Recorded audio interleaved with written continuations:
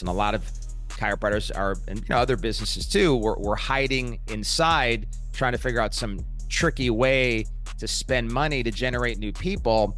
And that does work in certain areas of the country, does work for certain people, but more often than not, that is not a near-term or long-term good strategy.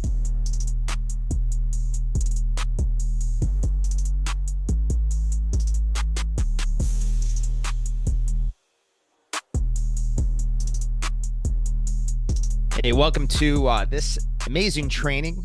I think it's amazing just because everybody needs marketing. That's a big one for a lot of people out there in chiropractic. It seems to be the driver behind a lot of where the profession goes. I've sat in meetings with ICA and ACA leadership, and they talk about the fact that where most doctors struggle is marketing.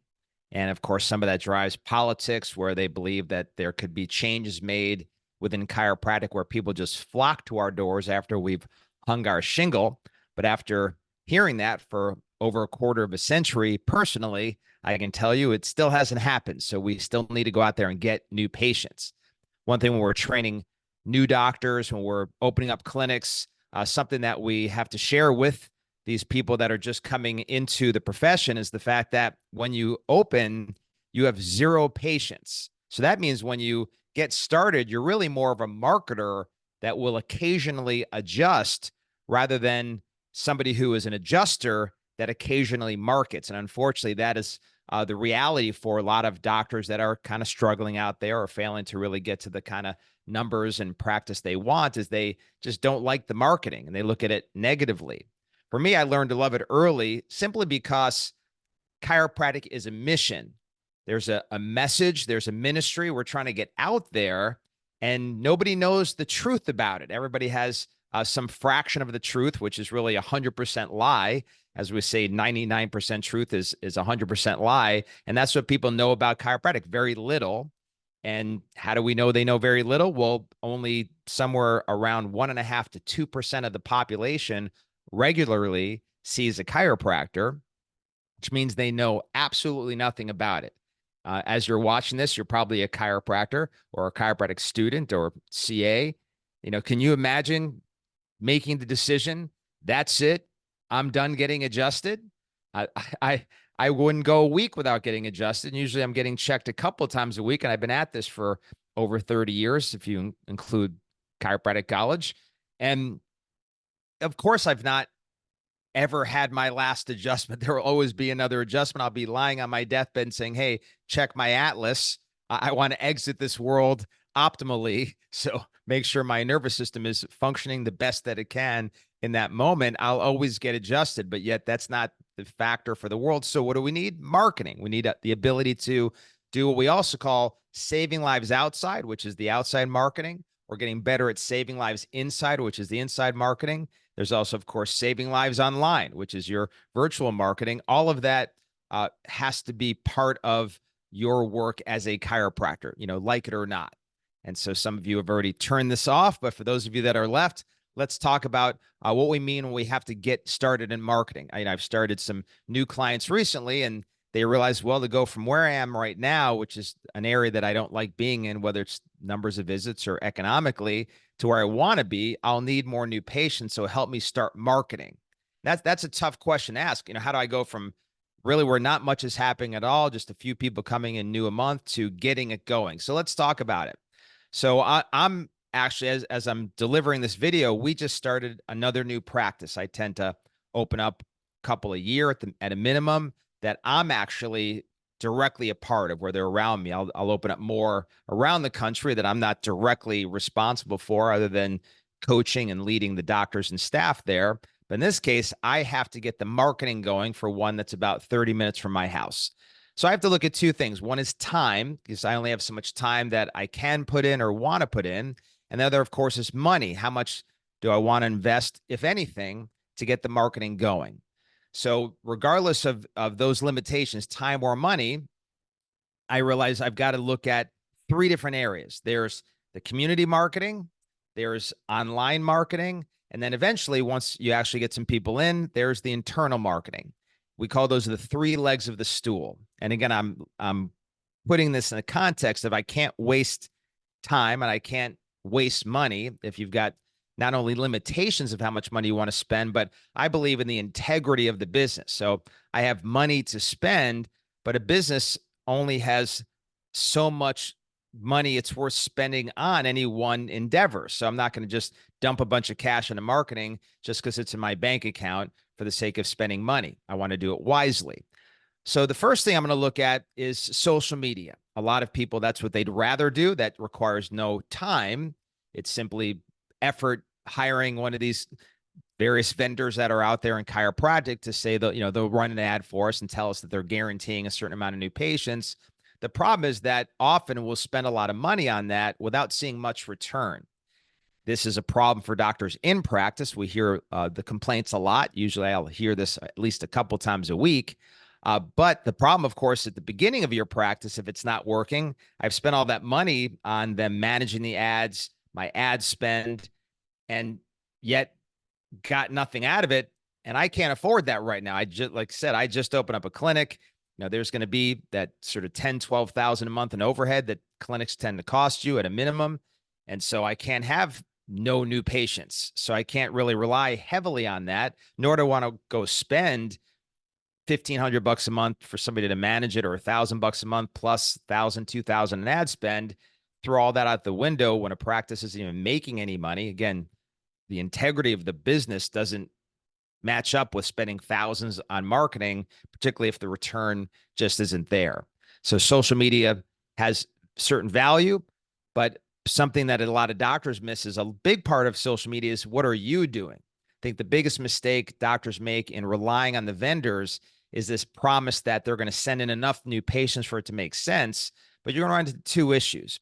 One is those ads do not create a online footprint for you. You don't have a social footprint. You don't have a Google footprint. You're not getting anywhere. So even if it did work for a month or two, I spent $3,000 and it drove in enough people to make sense. When it stops making sense and I stop, there's nothing left of it. It's just gone. It's like you never existed. So your part in the process is, as we're doing this, you're supposed to be creating videos. You're supposed to be generating content, growing your group of people who are following you online so that they're running ads and you're increasing your footprint. So your online work is improving. So when you think social doesn't take time, it does. If you want to go that direction, you've got to put in the work also, or ultimately it doesn't get you anywhere. And there's thousands and thousands of chiropractors that have learned this lesson the hard way. They got rid of the vendor and now we're left with nothing. There's no sign of us necessarily online that's generating people on a consistent basis, or that we can use just to even have credibility. Because when people look you up, at the very least, they could see some good stuff on your social media and said, hey, these people look valid. So that's, something I'm not going to spend any more time on for this video, but just understand there's the vendor and then there's your work. And it's tough at any given time to rely on it because you just don't know in any given day, week, or month, or even if at all in your area, you can generate enough new people online for it to be sustainable and, profitable. Let's move into the next one, which is community. So that's where I like to focus because there's no cost. So right now, I don't want to spend a lot of money on marketing for this new practice. So I do a community outreach in order to make this work. The other thing about a community outreach is this is where your sustainability comes from. As I develop partnerships and we create relationships in the community, if I sustain these, this could be helpful many, many years down the road. One of the clinics I work with was one I used to own, and this doctor did such an amazing job generating relationships and being part of his community. He now sees over 100 new patients every month without actually marketing at all. But that's because for 10, 15 years, he developed relationships in the community. He was part of all the community events. He generated relationships with gyms, churches, the school system, other businesses, health food stores, you name it, and developed a great reputation, constantly giving back so that not only did it generate people in the near term so that he could be a success, but long term, again, now in perpetuity, he's doing over 1,000 new patients a year without marketing. Nothing online, no vendors, no buying ads. He's not standing there doing screenings that many times a year. He does still participate in some events, but that's what we're hoping you establish in the long run. The other thing is, in getting my business degree, one of the things they point out is the success of any business is wholly dependent on the relationship of the owner of that business with other business leaders, other community leaders. So to establish your business and sustain its success, you've got to develop relationships. And a lot of chiropractors are, and other businesses too, we're hiding inside trying to figure out some tricky way to spend money to generate new people.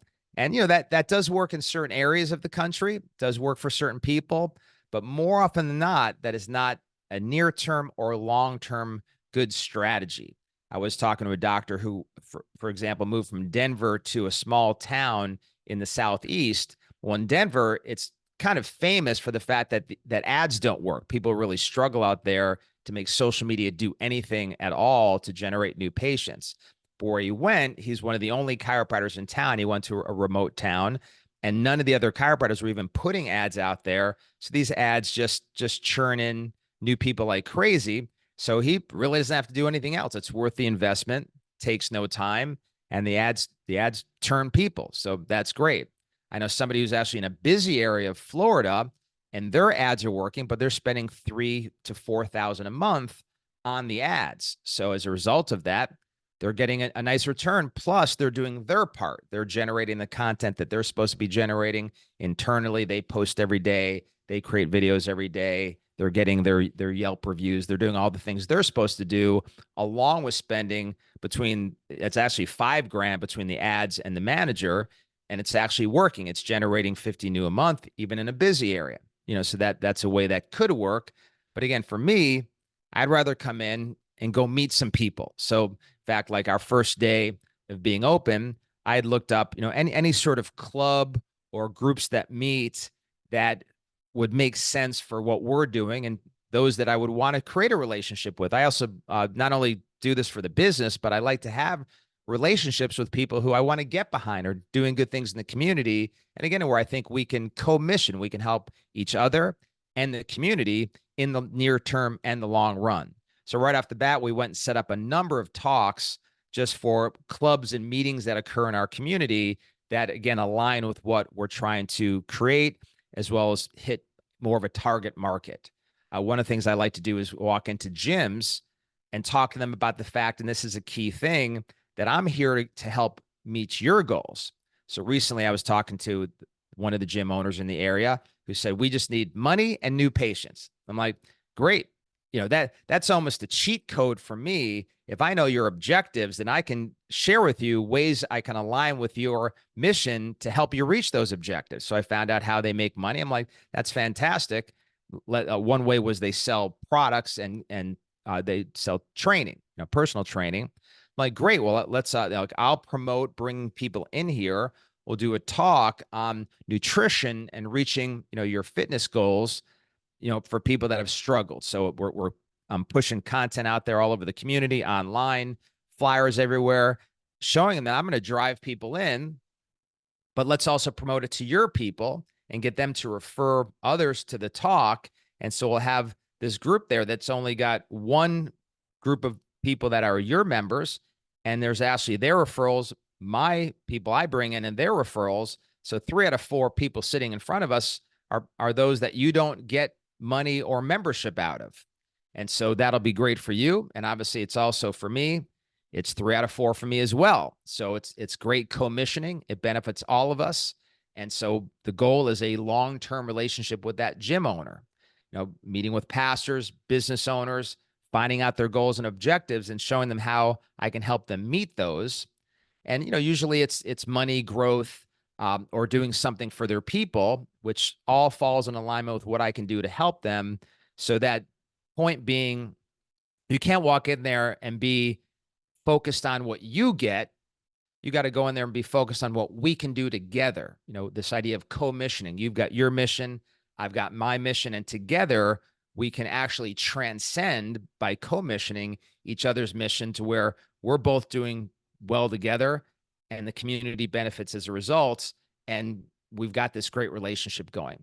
Another thing I really like to do when I get to a community is find out what are the key charities that a lot of the core businesses and churches and organizations there support, generate a relationship with those charities, find out their needs and desires, then go meet with 5 or 6 businesses, particularly those that might already serve this charity, and come up with events around, for example, like a patient appreciation day in the clinic, where in exchange for the food you bring in or the diapers you bring in or the clothing you bring or money, we're going to do it on behalf of this particular charity.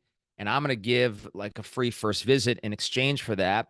But also I'll have a goodie bag with gifts from these other partners, so that when that for a package of diapers, you're getting a free workout, you're getting a free cup of coffee, 15% off the health food store, a free dental cleaning, all these places I'm looking to partner with in this bag. So there's a great pull, a great draw to come in. I'm going to check you as a new patient, and we're going to benefit the community. You do enough of that, they're going to make you the mayor of the community. And that's really where you want to be. My doctors that I've worked with who are mayors, I don't know that any of them have actually gotten the title of mayor, but they could. Those guys have great practices because they grow organically. People know who they are. New patients that come in have a high degree of trust. And again, all of this is practically free. And that's where I like to start. Once this practice is taken off, we've already had this new practice I mentioned. We had an amazing first day, very profitable. Now I'm looking at some of that cash and saying, okay, I'll look at investing some of this on the social side, but I got to generate the cash for free doing community marketing, also knowing this is going to sustain me forever. Let's talk about the last leg of the stool as we wrap up. Something that you'll hear me say a lot is that not only are we on the mission, you are the mission. And something else we say, another way to put that is, we only sell mission here.